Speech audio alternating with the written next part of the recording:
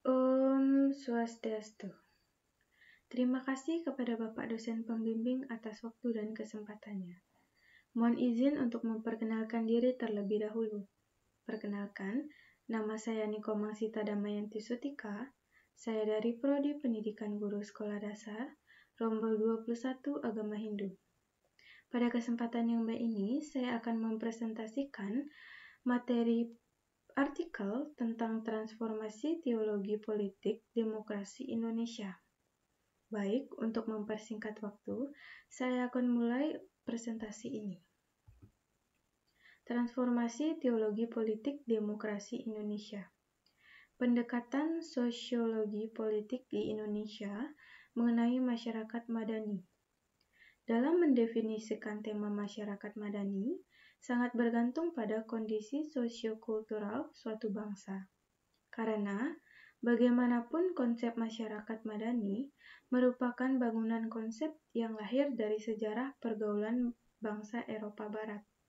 Istilah masyarakat madani, seperti yang telah diketahui secara umum, pertama kali dikemukakan oleh Datuk Anwar Ibrahim dari Malaysia dalam sebuah pidato pada acara Simposium Nasional dalam rangka Forum Ilmiah Festival Istiqlal 26 September 1995. Masyarakat madani atau civil society merupakan bentuk atau perwujudan dari sistem keteraturan kelembagaan sampai kenegaraan. Aspek permasalahan. Konteks keindonesiaan terhadap konsep masyarakat madani. Sekarang ini, transformasi budaya dan agama menuju kondisi masyarakat madani terbilang menuai hambatan. Terbukti dengan tidak adanya kejelasan mengenai sejauh mana bangsa Indonesia dapat menggambarkan bentuk-bentuk tersebut dalam ekspresi moral, kontrol politik, dan keseimbangan antara aspek vertikal yang mengandung unsur negara dan bangsa, dengan aspek horizontal yang mengandung nilai multikulturalisme. Belum lagi berbicara tentang fenomena perjalanan negara Indonesia yang saat sekarang ini mencerminkan ketimpangan bahkan kerusakan di segala bidang, terutama sekali kondisi perpolitikan. Teori-teori yang digunakan. Penegakan hak-hak setiap warga negara, termasuk dalam menjalankan hak berpolitiknya, serta menginterogasi dominasi ajaran Islam sebagai esensi dari negara Indonesia. Pertama, transformasi agama-agama pada negara yang masih abu-abu. Artinya, kejelasan atas upaya memasukkan sendi-sendi keagamaan secara menyeluruh dari agama-agama yang ada di Indonesia merupakan proses yang mesti diglobalkan, dan inilah yang masih menjadi pertanyaan. Kedua, mempertanyakan formulasi teologis dalam politik kenegaraan. Siapapun yang memimpin akan tetap dibatasi oleh norma-norma budaya Indonesia yang secara substansi telah terbingkai oleh nilai keislaman. Sementara pada kenyataan sekarang, Indonesia justru terlihat sangat jauh dari norma-norma ajaran agama, baik Islam maupun agama lain yang dikatakan sebagai perekat sosial dan budaya bangsa Indonesia. Metode yang digunakan ditinjau dari perspektif regiopolitik. Sejarah Indonesia modern menggambarkan ketegangan-ketegangan abadi antara proyek sekularisasi dan islamisasi negara dan masyarakat. Konflik antar kedua arus ini berjalan sedemikian akut karena proyek sekularisasi di negeri ini pada mulanya bukan murni dipandang sebagai evolusi sosial.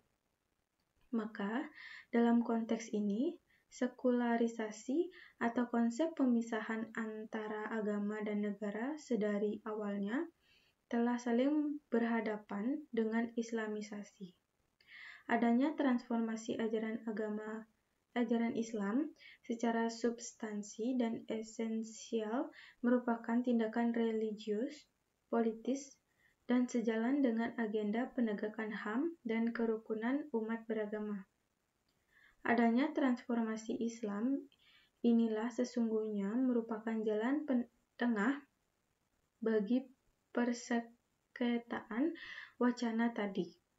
Ketika Islam telah menguasai secara efektif dalam aspek-aspek strategis dan merupakan esensi dari kehidupan negara Indonesia, maka liberalisme politik yang ada di Indonesia tidak harus menjadi suatu hal yang dikhawatirkan.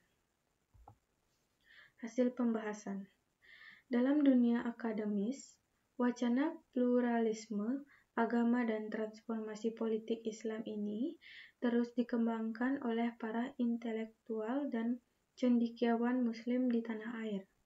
Fenomena akademis ini sesungguhnya mulai terbangun karena terinspirasi dari para pemikir terdahulu yang telah dengan sangat baik memunculkan pemikiran-pemikiran dan wacana-wacana segar, terutama sekali dalam kaitannya dengan topik politik Islam ini. Kenyataan ini merupakan suatu keuntungan bagi umat Islam karena telah terjaganya implementasi cita-cita dasar keagamaannya di Indonesia melalui upaya akademis dalam wacana dan praktek teologis, politis, dan kultural. Kesimpulan. Paradigma masyarakat madani sebetulnya telah tertanam secara transendental karena memang dalam ajaran keagamaan antara demokrasi sebagai rujukan kekuatan paradigma politik dengan konsep masyarakat madani sebagai rujukan kekuatan paradigma sosial seharusnya dapat terintegrasi dengan baik dalam tatanan kenegaraan dan kebangsaan. Masyarakat madani harus dimulai dari membentuk kemandirian dan idealitas dalam cara pandang hidup, berbangsa, dan bernegara. Selebihnya, harus ada kesadaran universal tentang kemajemukan dengan menanamkan dan menguatkan pemikiran pluralisme dan kerja sama antar golongan. Masyarakat madani memberi arti penting bagi menggapai cita-cita untuk masa depan bangsa Indonesia. Baik, sekian presentasi yang dapat saya sampaikan hari ini. Mohon maaf bila ada kesalahan kata yang saya ucapkan. Baik, saya tutup dengan menghaturkan Paramasanti. Om Santi Santi Santi Om.